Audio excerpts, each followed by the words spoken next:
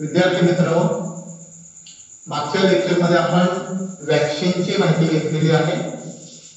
Vaccine म्हणजे काय? तर एखाद्या रोगाचे जंतू की जे अर्धवट मारले जातात किंवा पूर्णतः मारले जातात किंवा वीक केले जातात आणि आपल्या शरीरामध्ये सोडले जातात आणि त्याला अनुसरून आपल्या शरीरामध्ये एक प्रोटीन तयार होते. त्याची आपल्याला आज माहिती घ्यायची आहे. आजचं आपलं हे 5वं लेक्चर आहे. या लेक्चरमध्ये आपण अँटीबॉडीचा विचार करतो आहोत. Antibody, what is mean by antibody? Antibody is a protein which is produced in response with the antigen. अँटीजेनला प्रतिसाद म्हणून आपल्या शरीरामध्ये तयार झालेलं प्रोटीन. Antibodies are glycoproteins. हे प्रोटीन कसलं आहे? Glycoprotein. Glycoprotein. Antibodies are glycoproteins. त्याला आणखीन एक नाव आहे. Antibodies are also called as immunoglobulins. Immunoglobulins. Antibody कोण तयार करतं? तर आपल्याला माहित आहे antibodies are produced by plasma cells of B lymphocytes. आपल्याला माहित आहे B lymphocytes चे B lymphocyte मार्फत दोन प्रकारच्या सेल तयार केले जातात. एक प्लाझ्मा सेल्स आणि दुसरा प्रकार आहे मेमरी सेल्स.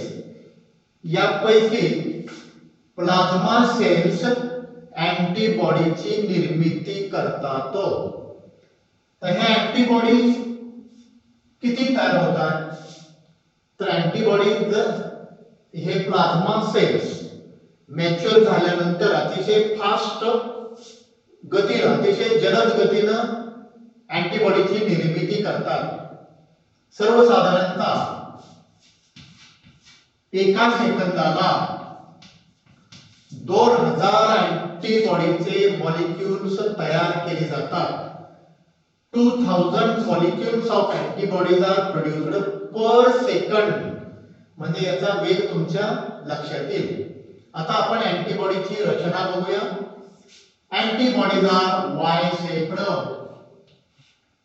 अँटीबॉडीज आकार इंग्लिश लेटर वाय. तर इथं तुमच्या लक्षात येईल हा अँटीबॉडीचा शेप आहे किंवा अँटीबॉडी आहे. कंप्लीट नाही.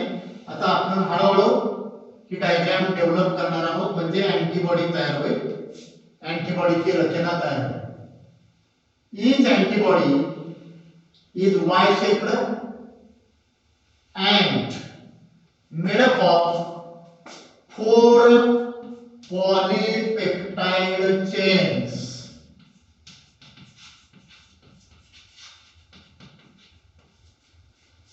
अँटीबॉडी मध्ये एकूण 4 पॉलीपेप्टाइड चेन्स आहेत. त्यापैकी 2 of the 4 polypeptide chains, 2 chains are heavy chains and 2 are light chains. 2 heavy chains असतात, 2 लाईट चेन्स असतात. ह्या 2 हेवी चेन्स आहेत, आकाराने मोठे आहेत, लांबीने जास्त आहेत. याला आपण हेवी चेन म्हणतो.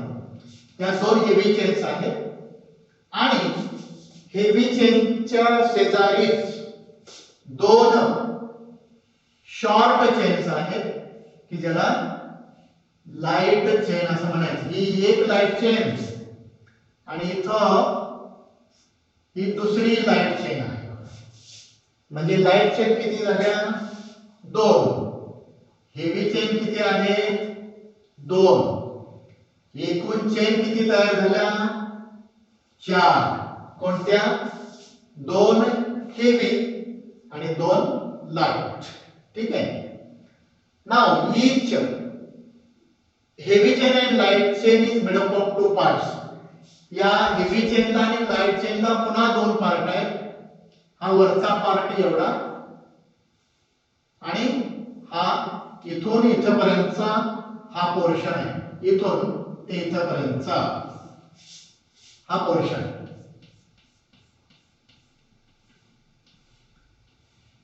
तर या पोर्शनला नाव काय आहे? वरच्या भागाला म्हणायचं व्हेरिएबल रिजन, हा आहे व्हेरिएबल रिजन, आणि हा आहे constant region, constant region, variable region आणि कॉन्स्टंट रिजन असे दोन पार्ट आहेत प्रत्येक चेनचे बरं का. हेवी चेनचे पण दोन रिजन आणि लाईट चेनचे पण दोन रिजन आहेत. लाईट चेनच्या वरच्या भागाला म्हणायचं व्हेरिएबल रिजन, खालच्या भागाला म्हणायचं कॉन्स्टंट रिजन. हेवी चेनच्या वरच्या भागाला म्हणायचं व्हेरिएबल रिजन आणि हा आहे कॉन्स्टंट रिजन. ठीक आहे. तर व्हेरिएबल रिजन पॉझेस हेवी चेनचा त्याचबरोबर लाईट चेनचा वरचा जो भाग आहे तिथं अँटीजेनला पकडण्यासाठी एक रचना असते की ज्याला म्हणायचं अँटीजेन बाइंडिंग साइट, की जे अँटीजेन बाइंडिंग साइट लाईट आणि हेवी चेनच्या व्हेरिएबल रिजन वरती असतात. हे आहे इथला पोर्शन की ज्याला म्हणायचं अँटीजेन बाइंडिंग साइट. हे नाव का दिलं असेल?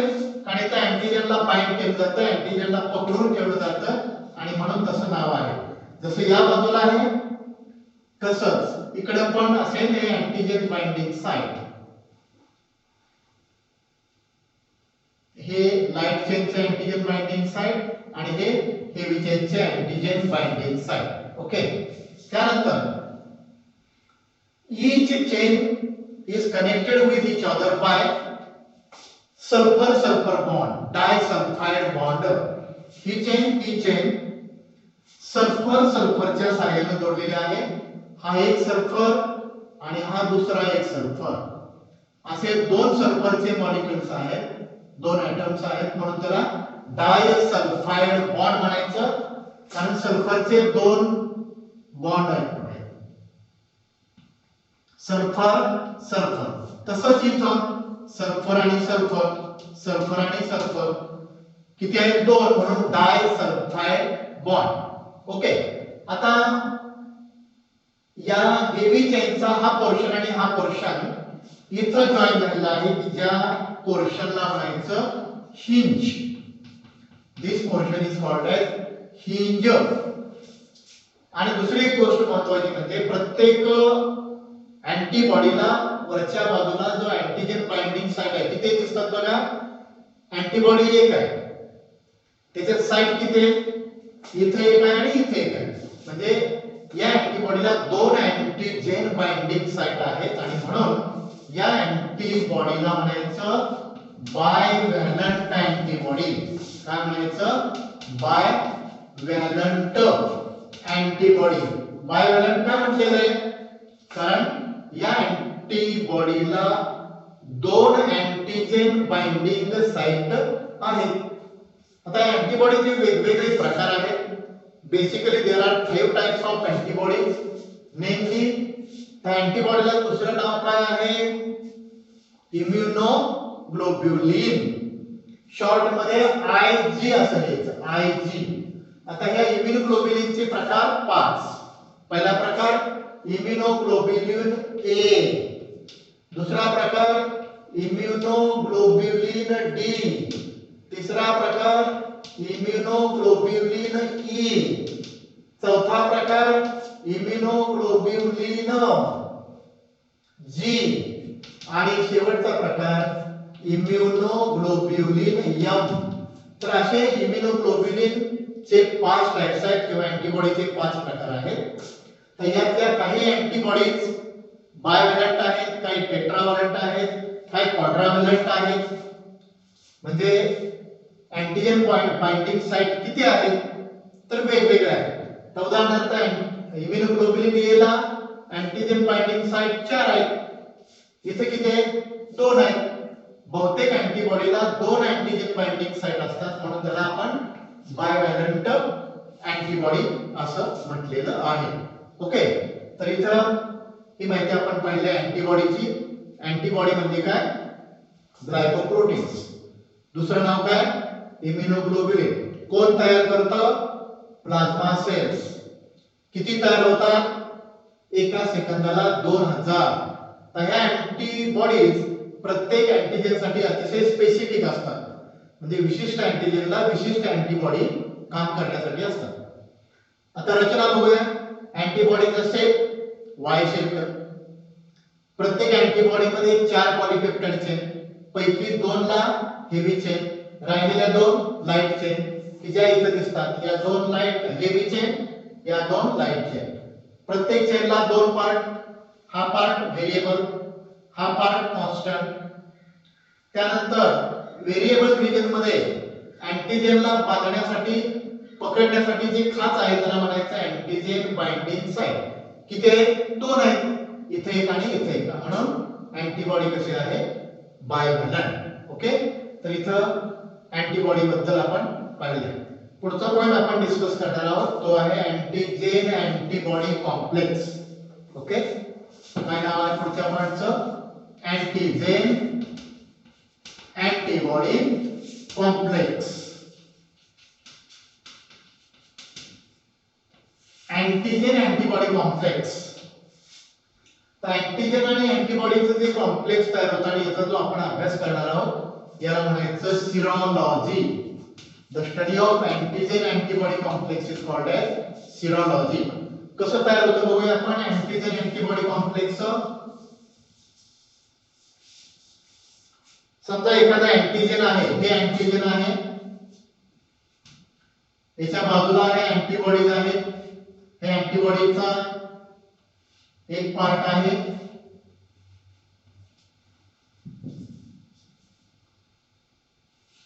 ओके. हे अँटीजेन आहे.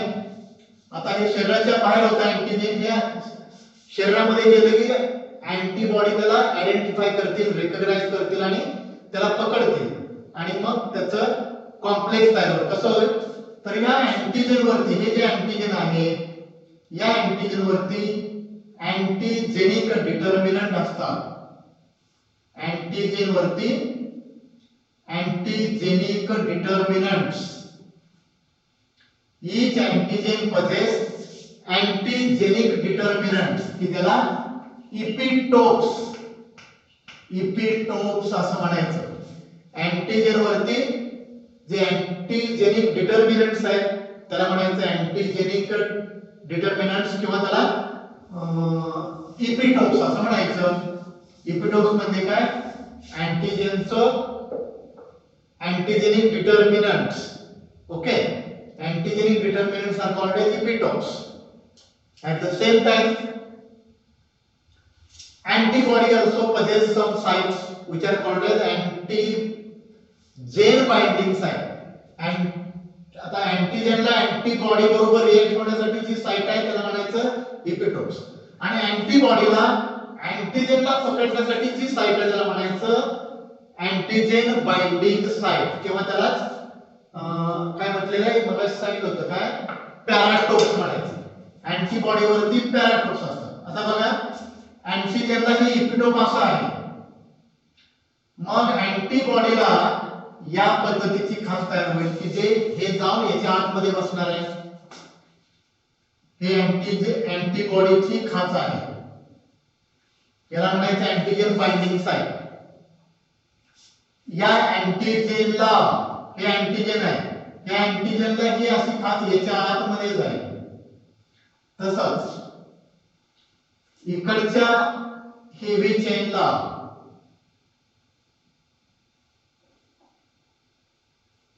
या प्रकारची खाच असेल अँटीजेन बाइंडिंग साइट. आता हे अँटीजेन आहे. या अँटीजेन वरती ही खाच असेल या पद्धतीची तयार होईल आणि तिथं दोन्हीचं कॉम्प्लेक्स तयार होईल. ही अँटीबॉडी आहे. आता हे बघा अँटीजेन याच्यामध्ये जाणार आहे. हे अँटीजेन इथं जाऊन बसणार आहे. हे इथं जाणार आहे आणि काय होईल अँटीजेन आणि अँटीबॉडीचं कॉम्प्लेक्स तयार होईल. हे आता साधारणपणे लॉक अँड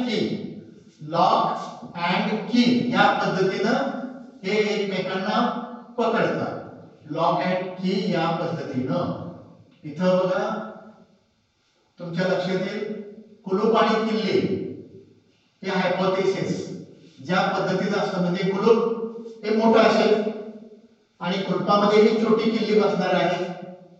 कुलपामध्ये ज्या पद्धतीच्या खचा आहेत त्याच्या विरुद्ध खचा आपण चावीला किल्लीला बनवलेल्या असतात किंवा किल्लीला ज्या खचा आहेत त्याच्या उलट खचा कुलपाला असतात आणि अशा पद्धतीने लॉक अँड की या पद्धतीनं अँटीजेन आणि अँटीबॉडी एकमेकांना घट्ट पकडून ठेवतात जेणेकरून हे अँटीजेन अँटीबॉडी पासून सुटून जाता कामा नये आणि मग त्याच्यावरती अटॅक करून आपल्या बॉडीचं प्रोटेक्शन केलं जावं यासाठी अँटीजेन अँटीबॉडी कॉम्प्लेक्स तयार होतं. ओके, तर इथं आपण अँटीजेन अँटीबॉडी कॉम्प्लेक्स आणि अँटीबॉडीची रचना पाहिलेली आहे. पुढच्या लेक्चरमध्ये पुढचा पॉईंट डिस्कस करूया. ओके.